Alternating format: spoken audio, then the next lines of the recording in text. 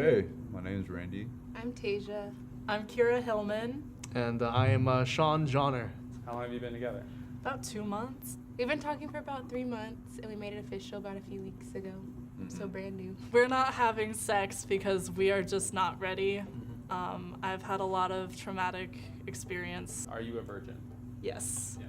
Are you also a virgin, or have Yes, I'm a virgin as well. Yeah. And yeah, no. I get to teach him everything. We literally are doing it for God, I would say. I think we're waiting because we want to have a real connection with each other. We don't want it to be based off of like lust. And there's nothing wrong with feeling like you want your connection or relationship to be based on something outside of lust, or it's like one of the last things that you're worried about when it comes to a long-term commitment or relationship, correct? Because if it's based on lust, that's basically fleeting, right? That's everywhere. My G. I always wondered what it was like to wait for that type of thing in a relationship, because I always wanted to try it, but I always felt like the people that I was connecting to would be bored of that, or like not having sex quickly, or like prove that I'm worth being with for a long time. I worked through a lot of traumas, and I worked through like a lot of addictions and a lot of things that were not even really my fault fully. So when I'm looking for a connection, I'm really looking for the connection and not sex first. Sex is last in my brain. Sometimes, you deal with people that are just on two different pages, and it's not that you don't like sex or somebody doesn't like a connection. It's just a match issue. We're trying. But We'll probably do it before we're married. Probably, yeah. Probably. Probably. Oh yeah, and I don't judge people that do have sex before marriage, because first of all, I think that's a good idea. I don't think it's really like realistic or feasible 100.00%. Like, I feel like you should teach people to wait. And the reason why you should teach people to wait is because you want to feel like somebody that you're with really cares about you and likes and respects you. Not in that order, but all of that combined. They like how you look and how you think and who you are, and all that combined. And if it's based on what you could do sexually first or only, that can't be a tier for a relationship. That would be like another game. It's important to find people that think the way you think. Oh my gosh. I know we don't want to do it in the car for the first time. definitely had to really hold Why each other not? accountable. I feel like a man's supposed to lead. Yeah, he says that. I remember I was crying a lot. She was not. By the way, yeah, if you have like gender roles, or if you follow like traditional gender roles in your relationship, 9 times out of 10, yeah, a man's supposed to lead. He's not supposed to control or make something happen if the other person doesn't want it. So I'm glad they understand, like, I agree, a man's supposed to lead. You agree? I agree. That type of thing is like real respectful and like consensual. Him sliding his between my thighs. Why'd you call it? It's like Christian sex, because, it's not going in. Yeah, also, I'm not really super tight on religion. Like, I'm not a super Christian person. I have picked up some of my family's ways, like, I think most of my family's Christian, I think. Or they went to church as kids and stuff. So, everybody does what they do, whether they believe in God or not, or they go to church or not. I have a relationship with God. I talk to God every day. I pray a lot. And I don't really tack religion on. I do that for me. One day I might, follow something. I don't know if it'll be Christianity, really, only because that's just another conversation, but everybody should be able to like roam and discover and find what fits. But yeah, I'm not judging the next person for waiting or not waiting or like thinking away. And if you have a history of being away sexually, you could change that today or tomorrow if you feel like it. It don't have to be with a next person or anything. I mean, you could just be who you want to be. Like every day you wake up, it's a new day, right? So any choices you made yesterday, that's yesterday. Obviously, you deal with whatever like comes from a cause that causes an effect. But you don't have to stay in the effect of a particular cause. You could just cause something else. Like, you know, you can turn a new leaf.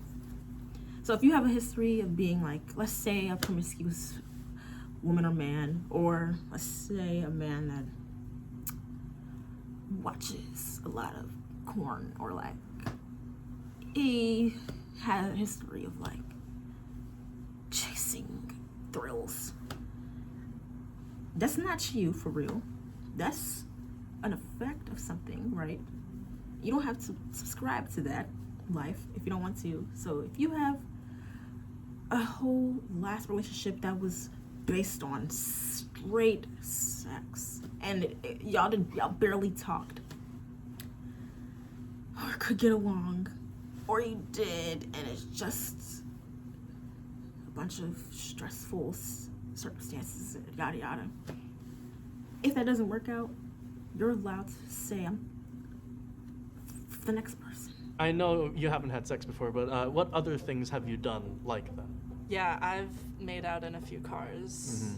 I have had my yes zone touched before. She wants somebody that she can tell what to do, like straight up, because he's like, yeah, we're both V's, but like virgins. I don't know if she's a virgin for real. I think she's acting a little traumatized because she likes the fact that he doesn't know what he's doing. And that makes her feel safer because maybe people have been trying to make her do things she didn't want to do on some, you know, if you don't do this, blah, blah, blah ish. But it probably makes her feel like the playing field is level when somebody's meeting her where she is. Like, oh, we could just figure this out together. You're not trying to be above me or force me or whatever. And I'm not really trying to tell you what to do. It just feels good to feel like we see each other. How often do you touch yourself? Oh, fun. Oh boy. I just don't. What, you want like an average? Yeah, I feel like people that are more creative, they don't dwell on sexual things. People's upbringing can really affect their creativity center and all types of ish. I'm saying if you have the luxury to be that type of human being, to be tapped into your creativity, you're not worried about sex, if that makes sense. You know, some people find themselves around bad things or in bad situations. Anything that's just like keeping someone not so creative, they live in fear, or like they have an abusive person around, or anything, or they just talk negatively to themselves constantly or think negatively. But that's another topic. You can't really control sometimes how your sexual life goes a little bit. Again, that's another topic, but if you have some say or control over your sexual life or choices or any power at all, you would be able to feel the creative juices flowing. And then there's these things about retention or semen retention, and then women that are like a little celibate, you know, or they just don't want to have so much sex constantly with the wrong person, or just in general. But The thing on my end as well is that like I'm just toning that down a little bit. also, I think it's healthy to do that. You know, I think it's good to do that. If you didn't get to do that much, nothing's wrong with you. And if you've done it too much, nothing's wrong with you. But I feel like it should be like a balance. Like, if you were to be, let's say, touching yourself in a relationship or not, it shouldn't be to the point where you need to, or like it's multiple times a day type thing. Or man, some people will F with that. But anything you do in this life, you shouldn't do too much, right? So that's just my personal belief. You could do life however you want. You could go up as high as you want or as low as you want.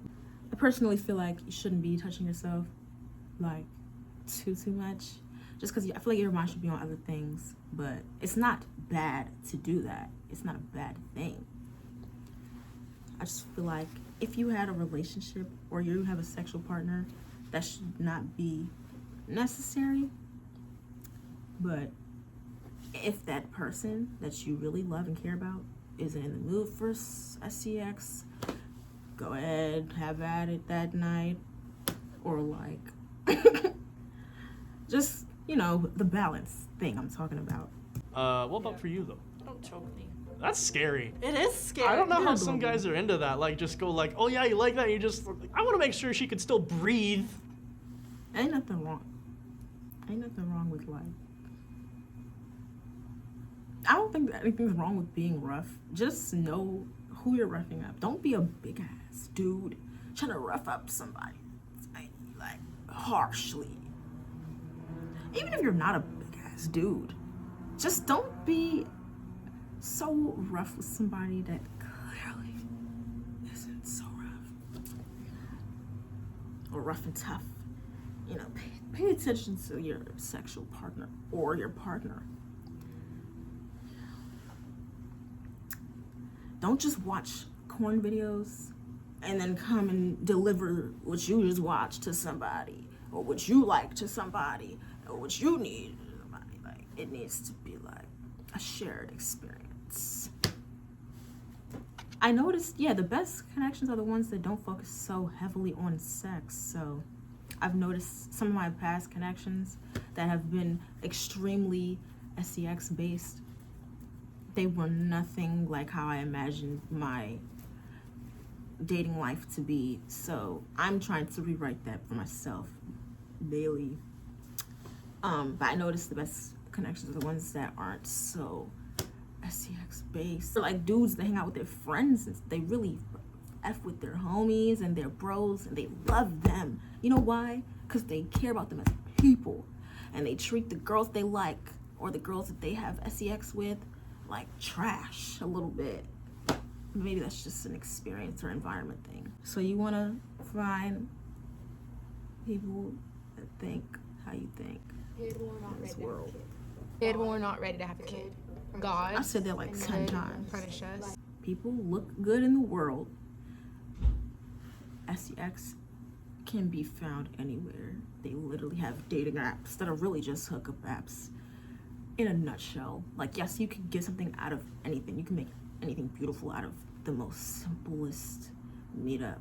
But I'm saying the premise of something matters, you know? What would we do if we got pregnant?